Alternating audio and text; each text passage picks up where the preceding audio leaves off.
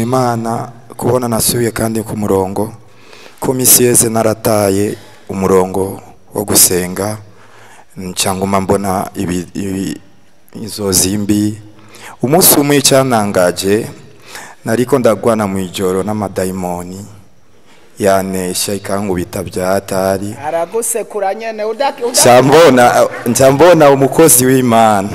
araseruka akamfasha urugamba gushikaho twanesheje cyamvyuka ndicayavuga ati kumbe y'amasengesho yandi twaguze yamfashije ati aho yareka nisubire gusenga byanse umunsi wa mbere imvura mu gitondo ikagwa byanse konza nga umunsi wa kabiri gavyuka umunsi wa gatatu ariko ejo Imana yakoze cyubahiro yakoze igitangaza nasubiye ku murongo kandi icyo ndasaba umukozi w'Imana gishaka kubatizwa ndashima Imana murakoze amen izaje Imana ihabwe icubahiro nanje nifuje gushima sinzi ko no ndavuga izina ry'iwanje nibikenewe hanyuma ndashima Imana ko yashikanye mu rushingiro rw'Imana dusabe Imana mu dukomera amashi Imana kandi mwongere mukomera amashi n'umungere wacu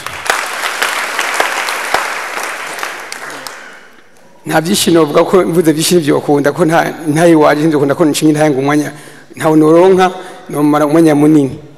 hamwe n'ivyo je ndi musirikare ubwigo cy'u Burundi nkaba nkora muri major abahazi n'ahantu bita impande ya Mercedes officier ni kuvuga ko maze guhura n'intambara zidasanzwe so nkunda yivuga nkuko wavuye ngavuze ati nasengeye mu mashenga atandukanye nasengeye mu mashengero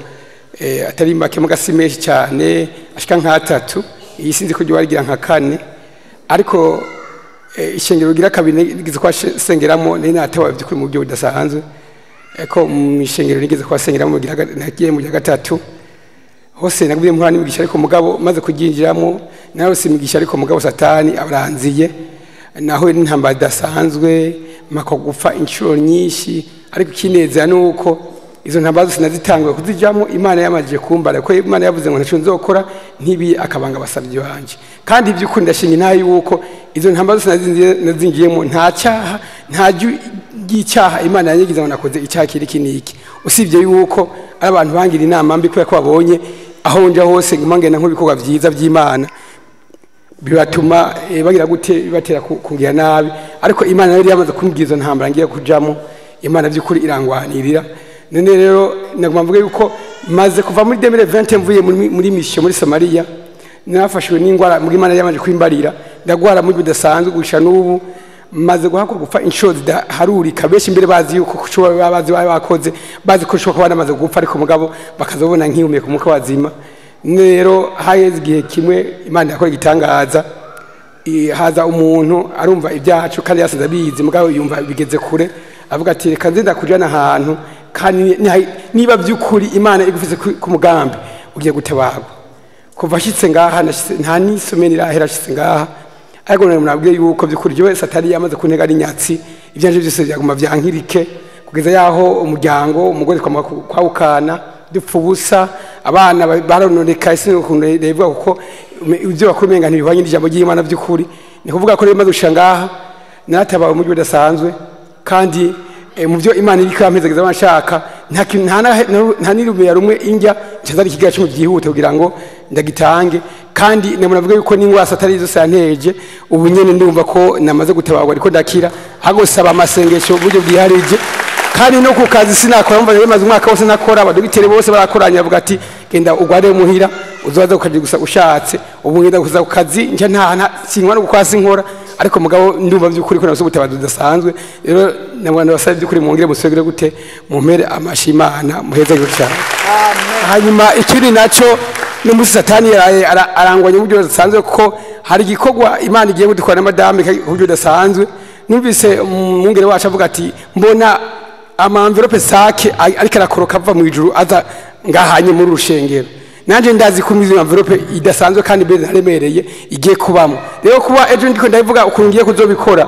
satani yero musera yaranti hamwe bidasanzwe ndavuga ati wewe baraguhenze we ntabashe mfise ko ntacongera n'inakunda kugira ngo sinze gusenga ariko umugabo Imana yanzanye izanye Imana yagwicubahiro. Amen. Sinovuga ko itangaje ni ciza jewe burya mpagaze ngaje ndi umuyisilamu mbona sengera mu bayisilamu nta no kwezi guheze rero njyamye mu ijoro naruguru ya karadio numva iri sengero ryo ngaha ku 8 nyene bariko baravuga ko umuntu ashobora gutabarirwamo kuva je mbu umuyisilamu nta mahoro ndigera ndonka n'ubu munsi kugeza n'ubu munsi none naje kugira ngo sengegwe kugira ngo ndabe ko nobohoka kandi bitaye ko nemeye no kubatirizwa.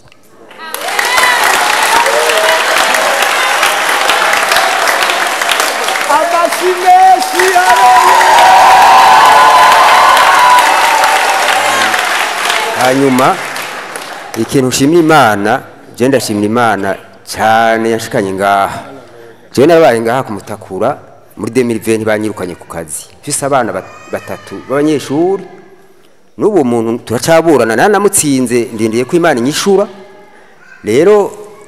icyo gihe bari banyirukanye ndyamye na mfise ikintu ku mutima kimeze nk'ibuye kubera abana nibaza ikintu barya nkibaza ikintu ingene bazobaho ningene mbere n'umumama nari impangiye nandamuheraniye 500 yarayampebeye hanyuma ntiriwe ndabatevya jewe ndamarindwi yose mu ndyo kwirukanwa nagiye numva nko masaa 10 indwi gira kabiri ijwi rimbwira ngo nimba waratewe n'amashetani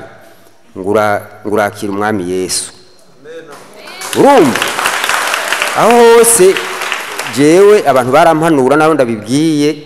nkaguma nanka mparira mvuga yuko ibyo bintu bambwira ko atari byo Yesu atari Imana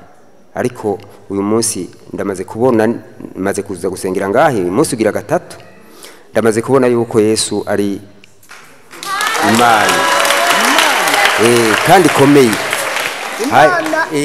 ko Yesu ari Imana kandi gize gute komeye hanyuma rero sinovuga ko nicuza iyo ncangenda ico giyo ncanza ico gihe je ndazi ko mbamerewe neza nta n'umunsi n'umwe ngenda gusaba akazi babanyirukanye ntazi ico bivako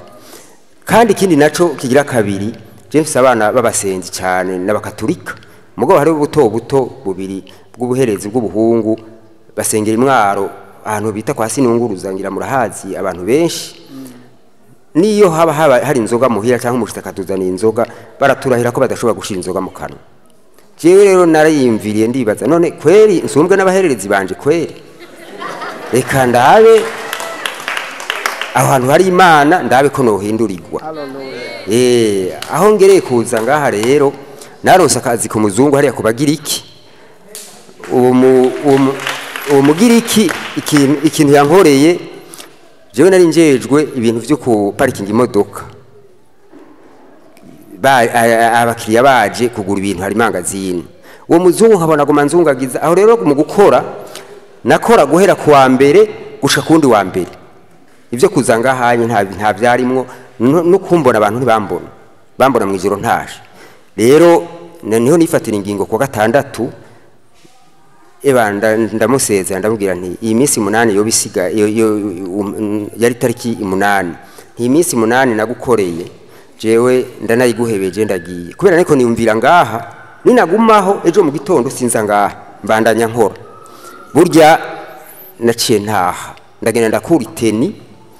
ndambari ipantaro yanje ishati candaza ndataha mugore burya ndamutelefona bugenda burya je kakazi ndagahivye Imana izompa kandi kuko ntibikunda ko nja gusenga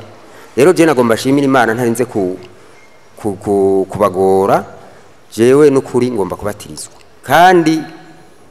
bishobotse muze mumfashemo kandi burya na nijoro mbana n'abatelefonye ikiganiro cabaye naracumva ariko mugaga telefone kanje gafise ikibazo amatushe nta kuntu ariko batelefona mugana navuze nti reka nzindukeho nari kuja gusondera akazi muri ville nkaraba umuntu tuzinanye akampa akazi cyangwa nkaraba umuntu amutwinite ngahamagara nka telefone umuntu tuzinanye nkabwira ko ndi mwibarabara n'ubatacu naronse Yesu ashimwe kandi rero je nashaka mu mpera amashi umukozi w'Imana menshi cyane kandi jewe nzoba mbose kubera we cyari kubera Imana cyane Imana ishimwe amen.